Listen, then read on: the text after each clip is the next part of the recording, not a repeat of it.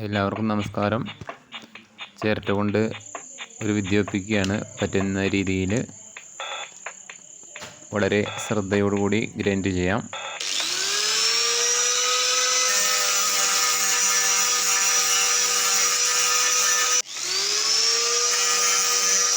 Grinding ചെയ്തതിന് ശേഷം ഒരു കടലാസിട്ട് ഉരച്ച് വൃത്തിയാക്കണം.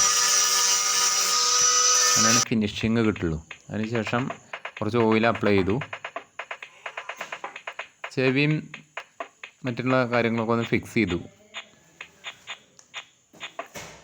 ഇനിയിപ്പോൾ വായുണ്ട്, കണ്ണുണ്ട്, മൂക്കുണ്ട്. അതിൻ്റെ ഇടയിൽ ഒരു എന്താ പറയുക, പൂക്കോട്ട ഉണ്ടാക്കി. നമുക്ക് പിന്നെ കണ്ണ് വയ്ക്കണം, വായ വയ്ക്കണം, ചുണ്ട് വയ്ക്കണം, ഒക്കെ വയ്ക്കണം.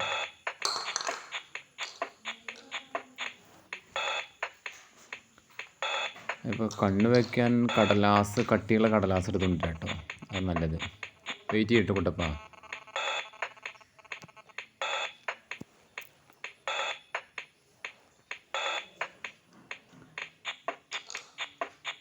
കടലാസിൽ കണ്ണ് വരയ്ക്കേണ്ടി വരും. നോക്കുന്ന കൃഷ്ണമണി. ഇതൊക്കെയാണോ? ഇതെനിക്കിഷ്ടമായ സംഭവമാണ്. പൂക്കട്ട.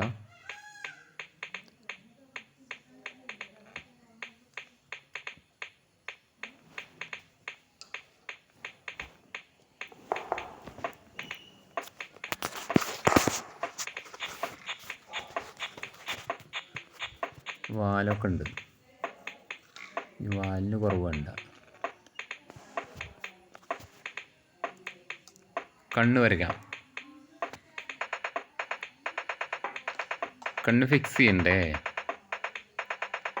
അത് നമുക്ക് ഒരു കോട്ടയുണ്ട്. ഫിക്സ് ചെയ്താലേ അറിയുള്ളൂ എത്രണ്ട് ഭംഗി വരുന്നു.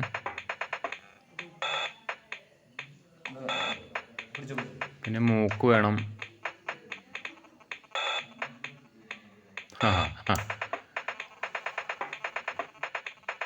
കണ്ണും ഓക്കെ. അപ്പം ചുണ്ടായി, വായായി, മൂക്കായി, കണ്ണായി. ഇനി അവന് മീശ വേണം. അതിനവങ്ങനെ ഇടഞ്ഞ് നോക്കണം. ഒരു മീശ ഒപ്പിച്ചെടുത്താലോ?